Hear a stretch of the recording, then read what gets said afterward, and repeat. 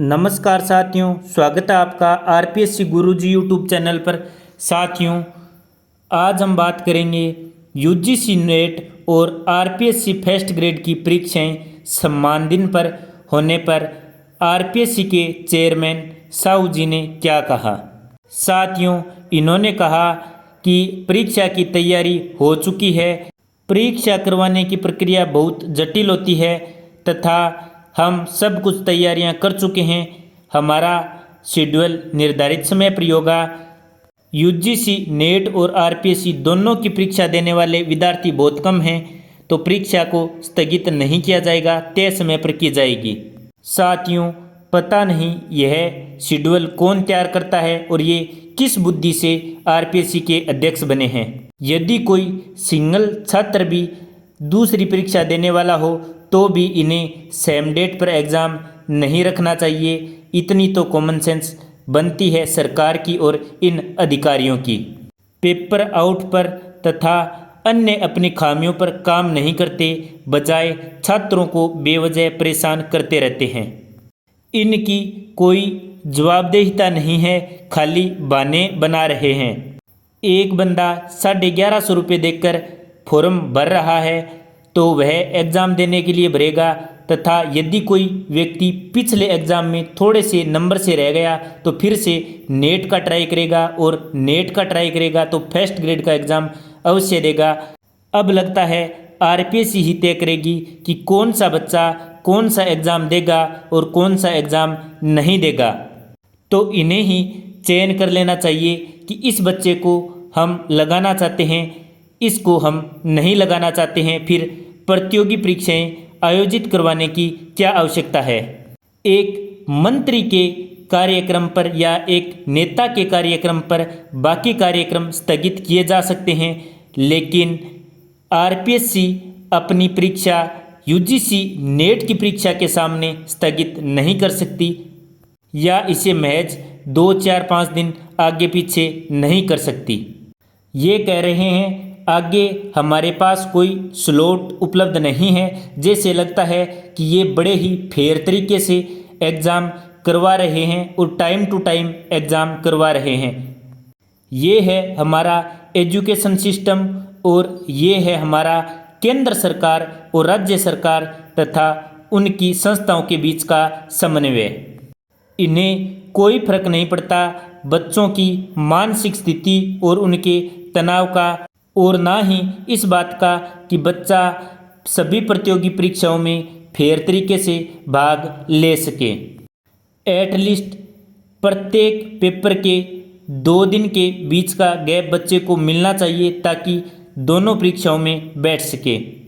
यदि ये मैनेजमेंट ही नहीं कर सकते और ना ही इस तरह से परीक्षा आयोजित करवा सकते हैं कि केंद्र की परीक्षा को ध्यान में रखा जाए, तो ये किस बात के सचिव हैं और किस बात की सरकार है और ये किस प्रकार का सुशासन है। आप इनकी बेतुकी बातें आराम से सुन सकते हैं कि ये क्या बकवास कर रहे हैं। परीक्षाओं का आयोजन है, तो परसों तक यानी 21 को हमारे सभी जिलों में 15 जिलों में ये परीक्षा आयोजित हो रही है। तो सभी 15 जिलों के जो हमारे ट्रेजरी हैं, कोषालय हैं, वहाँ पर हमारे प्रश्न पत्र भी परसों तक पहुँच जाएंगे और उसके बाद फिर 23 जून से नियमित परीक्षा का आयोजन होगा 4 जुलाई तक। तो हम उस स्टेज पर आ चुके हैं जब परीक्षा पत्र भी केंद्रों तक पहुंचने की स्थिति में है। और एक मैं आपको बात बताऊं, परीक्षा के जो प्रश्न पत्र हैं उनको निर्माण करने की जो प्रक्रिया है वो अत्यंत जटिल और दीर्घ काल के लिए होती है। और इसमें आप देखिए 24 तो जैसा मैंने बताया वैकल्पिक विषय है और 4 जो हैं वो हमारे सामान्य ज्ञान के प्रश्न पत्र। 28 प्रश्न पत्रों को बनवाने की जो प्रक्रिया है वो उसमें कम से कम आप देखिए 3 से 4 महीने का वक्त लगता है और लगभग 150 से अधिक जो हमारे विशेषज्ञ हैं वो लगभग हम 5-6 राज्यों से बुलाते हैं, उनसे काम करवाते हैं। इन हाउस प्रश्न पत्रों का निर्माण, मॉडरेशन, पॉइंट ट्यूनिंग और उसके बाद वो अंतिम रूप से मुद्रण के लिए प्रिंटिंग प्रेस में जाते हैं।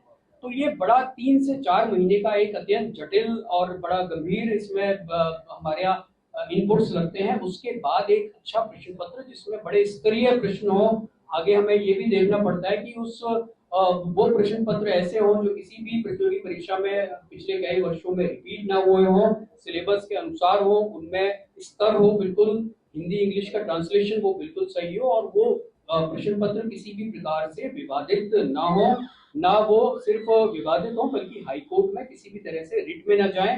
ये सारी चीजें जब हम सुनिश्चित कर लेते हैं, उसके बाद हम प्रश्न पत्रों को मुद्रण के लिए भेजते हैं और फिर वो परीक्षा के लिए केंद्रों में आता है। तो ये 3 से 4 महीने की जटिल प्रक्रिया है। इसमें 150 से अधिक जो हमारे विशेषज्ञ हैं उनका इनपुट इसमें सम्मिलित है, और करोड़ों रुपए का इसमें आर्थिक भार भी पड़ता है, क्योंकि एक कैंडिडेट पर लगभग 400 से 500 रुपए परीक्षा आयोजन पर एक हमारा जो अभ्यर्थी है उस पर भार पड़ता है। तो आप देख लीजिए कि लगभग 6 लाख हमारे रजिस्टर्ड पंजीकृत अभ्यर्थी हैं। तो उस हिसाब से आप देख लीजिए कि लगभग 2 से 3 करोड़ का इसमें आर्थिक भार भी सम्मिलित है। और अगर हम ये परीक्षाएं 23 जून से 4 जुलाई तक नहीं करेंगे तो आगे आने वाला हमारा जो वार्षिक कैलेंडर है उसमें कहीं भी ऐसा हमारे पास स्लॉट उपलब्ध नहीं है कि हम इतने लंबे समय तक चलने वाली परीक्षाओं का स्लॉट हम दे सकें। दूसरा फिर ये होता है कि अन्य जो भर्ती करने वाली संस्थाएं हैं, आज हम जून में ही निर्धारित कर दिया, अब फिर हमें कहीं यूपीएससी का आएगा, कहीं अधीनस्थ चयन बोर्ड का, कहीं विश्वविद्यालय की परीक्षाएं, या दूसरी कोई बैंकिंग सर्विस रिक्रूटमेंट बोर्ड या रेलवेज की। तो अनेक तरह की परीक्षाएं एक अभ्यर्थी आज की तारीख में देता है, लेकिन मेरा ये मानना है कि सब अभ्यर्थियों को अपनी अपनी प्राथमिकता निर्धारित होती है कि कौन सी परीक्षा हमें देनी है और कौन सी नौकरी प्राप्त करनी है, क्योंकि एक समय में भिन्न भिन्न जो हमारी भर्ती करने वाली संस्थाएं हैं राजस्थान की या भारत सरकार की, तो एक ही समय में साइमल्टेनियसली समान समय में परीक्षाएं होती हैं। तो ये एक हमारे एक अभ्यर्थी का दायित्व है कि वो अपनी प्राथमिकता निर्धारित करे। और एक सबसे महत्वपूर्ण बात यह है कि ये जो 24 विषयों की परीक्षा है ये 2200 पदों के लिए हो रही है, और इसमें आप देखिए कि ये एक स्तरीय परीक्षा है, सिंगल लेवल का ये एग्जाम है। इसमें ना तो कोई द्वितीय स्तर की परीक्षा है और ना कोई साक्षात्कार है। तो आप देखिए एक मल्टीपल चॉइस क्वेश्चन के प्रश्न पत्र से सीधे उनको नौकरी प्राप्त हो रही है। और आज के टाइम में जब आप देखिए नौकरी के लिए इतनी मारामारी है, हर बेरोजगार युवा सरकारी नौकरी की तरफ बड़ी आशा से देख रहा है, तो जाहिर है कि जब वो, और यूजीसी की जो नेट की परीक्षा है वो एक एलिजिबिलिटी टेस्ट है ना, वो एक लेक्चरशिप की पात्रता के लिए एक आवश्यक योग्यता है, उससे सीधे नौकरी प्राप्त नहीं हो रही है। जबकि हम जो प्राध्यापक स्कूल शिक्षक है उससे आपको एक परीक्षा में अपीयर होने पर सीधी नौकरी प्राप्त हो रही है। तो 2200 जो अभ्यर्थी हैं उनको 24 विषयों में सीधे राजकीय सेवा प्राप्त हो रही है, और फर्स्ट ग्रेड जो स्कूल लेक्चरर की जो नौकरी है राजकीय सेवा है वो प्राप्त हो रही है। तो जाहिर है कि सभी जो अभ्यर्थी हैं वो अपनी अपनी प्राथमिकता निर्धारित करते हैं और उसी क्रम में परीक्षा देते हैं।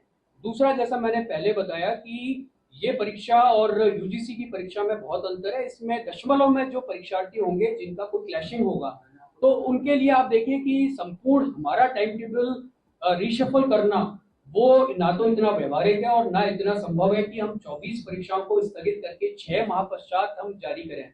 और 6 माह की अवधि में फिर ये होगा कि हमें सभी प्रश्न पत्रों का पुनः निर्माण करना पड़ेगा, क्योंकि प्रश्न पत्रों की जो शुचिता है, पवित्रता है और सिक्योरिटी है, वो 6 माह तक वो ना तो ट्रेजरी में पड़े रह सकते हैं, ना वो प्रिंटिंग प्रेस के पास पड़े रह सकते हैं। तो जाहिर है कि हमें उन सभी 28 प्रश्न पत्रों का पुनः निर्माण करना पड़ेगा, और आगे टाइम स्लॉट हमें लगभग वो 6 महीने तक आगे तक जाएगी।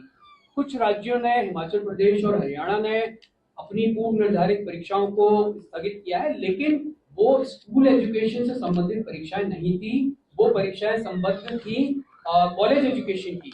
और आप देखिए आरपीएससी ने जो कॉलेज एजुकेशन के 30 विषयों की विज्ञापन निकाला था, वो विज्ञापन दिसंबर 2024 में निकाला था, और उसकी परीक्षाएं दिसंबर 2025 में निर्धारित हैं।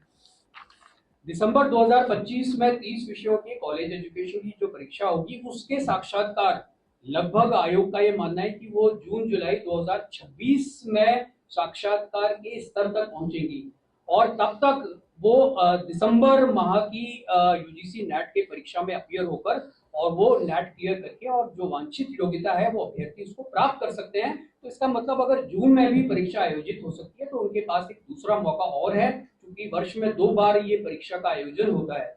तो 6 माह पश्चात वो पुनः अपीयर हो जाएंगे। और आरपीएससी की जो तो साथियों, सुना आपने इनके मुखारविंद से कि आप जून का एग्ज़ाम छोड़ दीजिए, दिसंबर में दे लीजिए, क्योंकि 2 मौके मिलते हैं।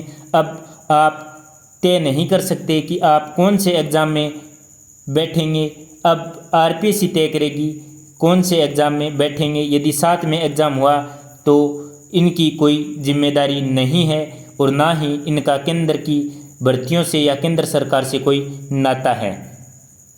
साथियों, आपकी इस मुद्दे पर क्या राय है, नीचे कमेंट में अवश्य बताएं। यदि आपने अभी तक आरपीएससी गुरुजी यूट्यूब चैनल को सब्सक्राइब नहीं किया है तो सब्सक्राइब अवश्य करें। धन्यवाद। जय हिंद, जय भारत।